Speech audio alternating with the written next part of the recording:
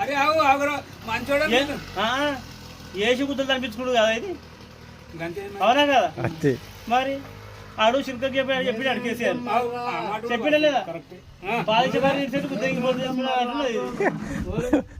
దున్నపోతు పాలించే వారిని ఫోన్ తెచ్చుకోరు అంటున్నాడు కేసీఆర్ పాలించే వారిని నిడిచిపెట్టాను కుదిరిపోతుంది మంచి కుద్దేందు మరి మా తప్పు వాంది కాదు తప్పు మనది మా తప్ప పెట్టుకుని వానంటే ఏమొస్తుంది కరెక్ట్ అడేం తక్కువ చేసి చెప్పాడు కేసీఆర్ ఏం తక్కువ చేసి ఏది తక్కువ చేయలేడు గవర్నమెంట్ జీతాలు లోకం ఈ బాడక వచ్చిన ఆడొస్తేనే అయ్యా బుధాల మీద ఎత్తుకోను ఇంతనే నన్ను అయ్యా బస్ మీరు పెట్టుండే ఈ బాడకవి వచ్చిండు అంటుండే ఇప్పుడు ఆడు రాలేదు ఇప్పుడు మళ్ళా మొదటి కూడా వస్తున్నాడు ఆడే అవకాశం అరే మా కాంగ్రెస్ రాదు మరి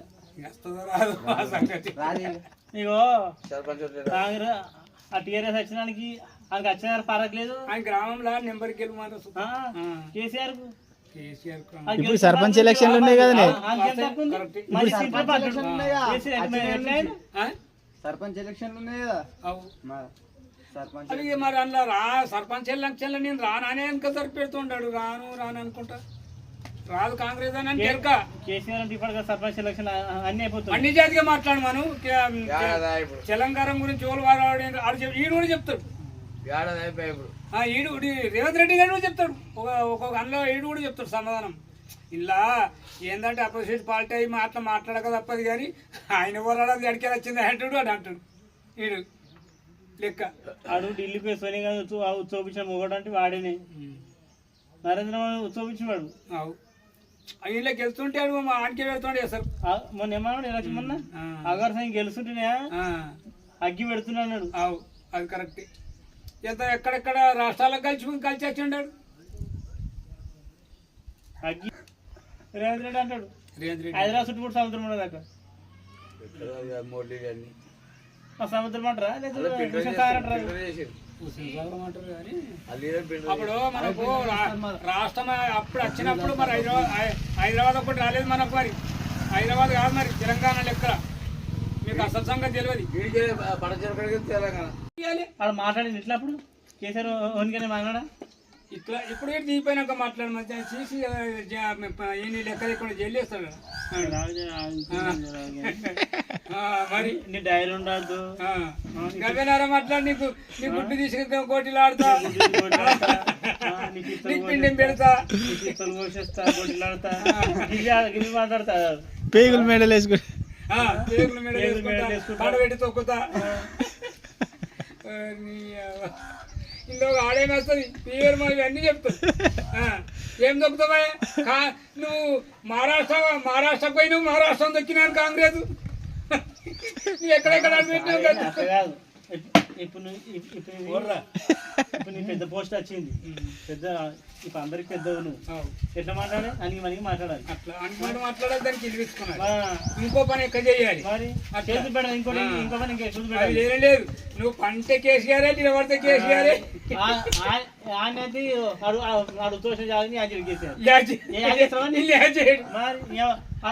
మొన్న అంటాడా ఇప్పుడు తోట కుక్కలు ఎన్నో మరుగుతాయి అంటాడు మరి పట్టించుకుంటాడు ఒకటే అంటాడు సరేరా నువ్వు మేలు చేసినావు నేను మేలు చేసినది నాకు తెలియదు ప్రజలే చెప్తారు రేపు వచ్చే ఎలక్షన్లో నీదో నాదో తెలిసిపోతుంది ఇక నువ్వు ఏమన్నా సర్పంచ్ ఎలక్షన్ కాంగ్రెస్ గెలిచింది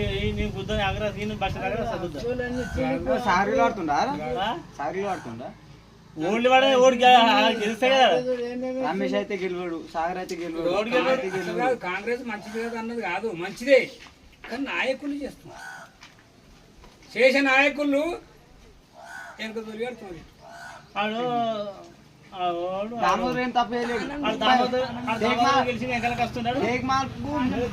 లక్షలు పంపించిండు అదే ఎందుకంటే కట్టే చేసేసావా వీళ్ళు ఇంద్రం ఇచ్చింది గురగొట్టుకోండి అనాలి ఒకటే మాట అది ఓన్కి నువ్వు అట్లా నాకు ఓటేయండి అంటారు కదా. ఇది మొన్న రేవంత్ రెడ్డి గారు ఇచ్చిండు ఇంద్రమ్మ పాలన, ఇది గురగొట్టుకోండి ఇది ఇస్తామన్నది.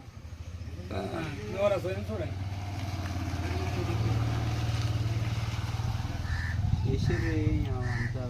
నువ్వు ఎట్లా నన్ను అనరా ఇక్కడ నేను ఆడు 5 ఏళ్ళు ఆంధ్రప్రదేశ్ జగన్ గారు అంటే తిప్పలు పెట్టిండు.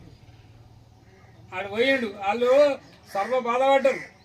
పడి వాళ్ళు అదేది అమరావతి అసెంబ్లీ కావాలని మస్తు కొట్లాడారు. ఇటు చెయ్యి అన్నాడు. ఇప్పుడు ఏం చేసుకున్నారో తెలియదు కానీ ఇక ఇప్పుడు చంద్రబాబు వచ్చండి వాళ్ళకి నీళ్ళు తాగినట్టు ఉంది. ఇంటింటికి తిరిగి పిలిచిస్తుండట్టు సప్పుడే లేదు. ఆంధ్రదే మన వార్తలు వస్తున్నాయి ఏమన్నా లేదు. ఆంధ్ర వస్తలేదు. ఈయనంత నీడే జగన్ గారు ఏమన్నా కుక్కోలినట్టు వస్తాడు వస్తుంటుంది. జరుపురా బాయ్ అని పక్కకు నువ్వు చేసినట్టే వస్తుంది. ఇప్పుడు ఇప్పుడు సంవత్సరం ఆయనకు ఇంకా 2 సంవత్సరాలు కావాలి కదా. 3 ఏళ్ళు 3 ఏళ్ళు అంటే 2 ఏళ్ళు చేస్తాడు. 3.5 అటు ఇటు ఈ సంవత్సరం అయిపోతుంది. 2 ఏళ్ళు అయిపోయినట్టే. 2 ఏళ్ళు ఇంకో ఏడాది అయితే కదా ఎలక్షన్ స్టార్ట్ అయితే మళ్ళీ ఎలక్షన్లే కదా ఇప్పుడు ఒకటి వస్తాయి. అయినా మళ్ళీ ఇప్పుడు 10 ఎమ్మెల్యేల మీద అది కోర్టులో కేసు ఉంది కదా. ఇప్పుడు ఎమ్మెల్యేలు ఇంట్లో గెలిచి అందులో పోయారు కదా. వాళ్ళది ఎట్లా పెట్టి ఇప్పుడు అది తీర్పు ఇవ్వాలని ఉండే కానీ మరి ఈ రోజు ఎందుకని ఇస్తలేడు మరి. కోర్టు తీర్పు ఇవ్వాలని. కోర్టు తీర్పు ఎలా లేకుంటాడు. కోర్టు కోట్ల పెద్ద కోట్ల వాళ్ళు ఇస్తే తీర్పు ఉంటుంది అనమాట. సుప్రీంకోర్టు పెద్దదన్నమాట. సుప్రీం అన్నిటికంటే పెద్దది. వాళ్ళు చెప్పినది లేదు.